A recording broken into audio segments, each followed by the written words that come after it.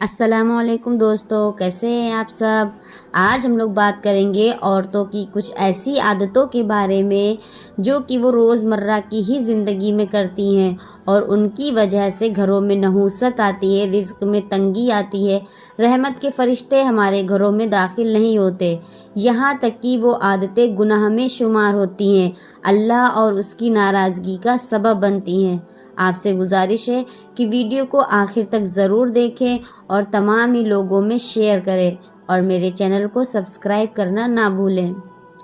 आइए जानते हैं कि औरतों की वो आदतें कौन सी हैं। औरतों के 5 ऐसी आदतें हैं जो कि घरों में बेबरकती लाती हैं। इमाम जाफ़र सादिक रज़ी अल्लाह ताला अन्हु ने फरमाया कि अपने घरों की औरतों से कह दो, यानी कि अपनी माँ, बहन, अपनी बेटी, अपनी बीवी से कह दो कि वो इन 5 गुनाहों से बाज आ जाएं, क्योंकि उन गुनाहों से घरों में बेबरकती आती है, गुर्बत आती है, नहूसत आती है, रहमत के फ़रिश्ते उस घर में दाखिल नहीं होते।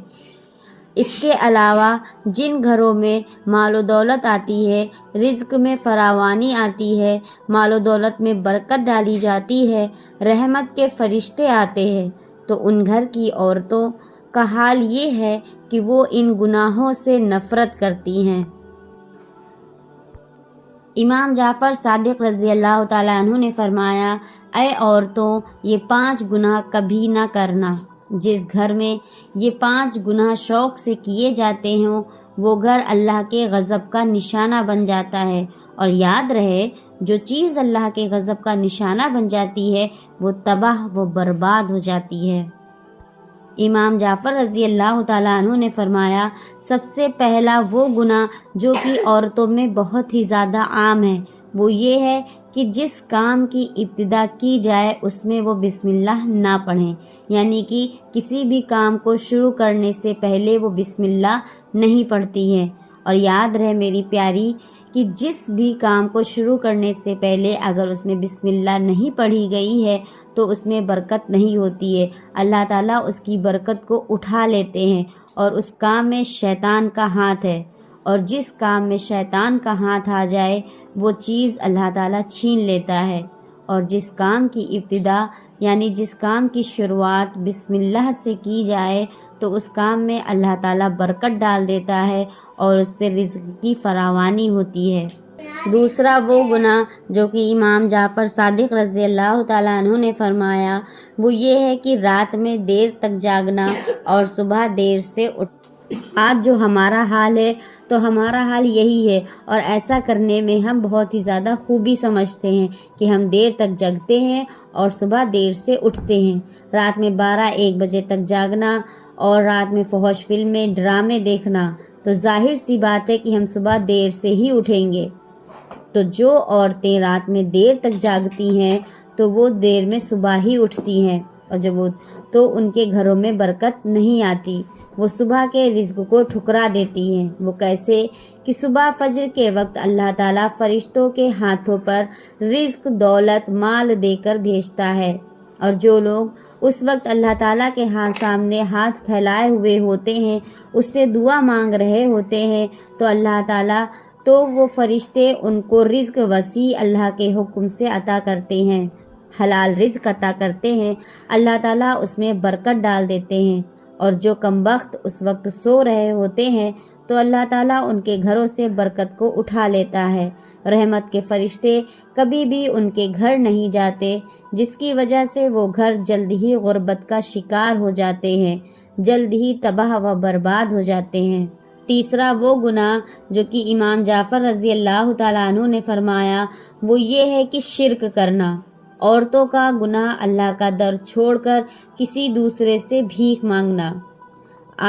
आजकल हमारा ईमान बहुत ही ज़्यादा कमज़ोर है कि हमारे पास अगर थोड़ी सी भी मुसीबत आती है या थोड़ी सी भी परेशानी आई या कोई भी ऐसा काम हुआ जो कि हमारे मन के मुताबिक नहीं हुआ, तो हम दूसरों के बहकावे में आ जाते हैं और हम अल्लाह का दर छोड़ देते हैं, उससे मांगना छोड़ देते हैं, और हम क्या करते हैं कि दूसरे के दरों पर जाकर भीख मांगने लगते हैं, उनसे जाकर मांगते हैं, उनसे जाकर मन्नतें करते हैं, दुआएं मांगते हैं, उनसे मालो दौलत मांगते हैं, बरकतें मांगते हैं, नियामतें मांगते हैं। تو جو عورتیں بھی ایسا کرتی ہیں تو اللہ تعالیٰ ان عورتوں سے ناراض ہو جاتا ہے ہمیشہ کے لیے۔ اللہ کا سب سے زیادہ ناپسندیدہ عمل اور سب سے زیادہ ناپسندیدہ شخص وہ ہے جو کہ اللہ کو چھوڑ کر کسی اور سے مانگتا ہے، اللہ کی ذات کے ساتھ کسی غیر کو شریک کرتا ہے اور اس کو عبادت کے لائق سمجھتا ہے اور کہتا ہے کہ یہی میرا خدا ہے۔ تو جو کوئی بھی شخص، جو کوئی بھی عورت اللہ کے ساتھ شریک کرتی ہے کسی غیر کو، اس سے مانگتی ہے یا اس سے مانگتا ہے، تو اللہ تعالیٰ اس کے گھر سے رزق اٹھا لیتا ہے، برکت چھین لیتا ہے، اس کے گھر میں تکلیف و پریشانیاں ڈال دیتا ہے، کیونکہ یاد رہے کہ رزق دینے والی ذات صرف اور صرف اللہ تعالیٰ کی ہے۔ صرف اللہ کی ہاتھ میں ہی رزق ہے، اللہ کے ہاتھ میں ہی برکت ہے۔ اللہ پوری کائنات کا پالنے والا ہے، اللہ پوری دنیا کا پالنہار ہے۔ جو لوگ اللہ کے ساتھ شرک کرتے ہیں تو شرک ایک بہت بڑا گناہ ہے۔ اللہ تعالیٰ خود فرماتے ہیں کہ تم زمین سے لے کر آسمان تک گناہ کرو، میں تمہیں معاف کر دوں گا۔ آسمان میں جتنے ستارے ہیں ان کے برابر بھی اگر تم گناہ کرو تو میں تمہارا رب ہوں، میں تمہیں معاف کر دوں گا، لیکن 2 گناہوں پر کبھی بھی معاف نہیں کروں گا۔ یعنی کہ 2 گناہ ایسے ہیں جن کو اللہ تعالیٰ معاف نہیں کرتا ہے۔ سب سے پہلا گناہ یہ ہے کہ والدین کی نافرمانی۔ اللہ تعالیٰ جو شخص بھی والدین کی نافرمانی کرتا ہے تو اللہ تعالیٰ اس سے اس وقت تک ناراض رہتا ہے جب تک کہ اس کے والدین خود اسے معاف نہ کر دیں۔ دوسرا یہ ہے کہ شرک کرنا، یعنی اللہ تعالیٰ کے ساتھ کسی غیر کو شریک کرنا، تو اللہ تعالیٰ شرک کرنے والے کو کبھی بھی معاف نہیں کرتا ہے۔ چوتھا گناہ امام جعفر صادق رضی اللہ تعالیٰ عنہ فرماتے ہیں وہ یہ ہے کہ جو عورتیں اللہ کی عطا کردہ نعمتوں پر رحمتوں کی ناشکری کرتی ہیں۔ جو آج ہمارا حال ہے وہ ہمارا حال بھی یہی ہے کہ ہم لوگ، اللہ تعالیٰ نے ہمیں بے شمار نعمتیں دی ہیں جن کے ہم لائق بھی نہیں ہیں، ہم خود اتنے گنہگار ہیں، لیکن اس کے باوجود اللہ تعالیٰ ہمیں 2 وقت کا رزق دیتا ہے، 2 وقت کی روٹی ہم اپنے گھر والوں کے ساتھ بیٹھ کر سکون کے ساتھ کھاتے ہیں۔ اتنی ٹھنڈ ہے تو اس ٹھنڈ میں بھی اللہ تعالیٰ نے ہمارے سر پر چھت دی ہوئی ہے، ہم اس میں سکون سے رہ رہے ہیں، لیکن اس کے باوجود ہم اللہ کی ناشکری کرتے نہیں تھکتے۔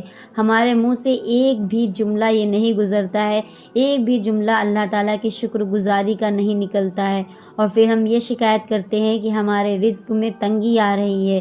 اس کا سب سے بڑا سبب یہی ہے کہ ہم اللہ تعالیٰ کی دی ہوئی نعمتوں کی اور اس کی دی ہوئی مال و دولت کی، اس کی دی ہوئی رحمتوں کی ناشکری کرتے ہیں۔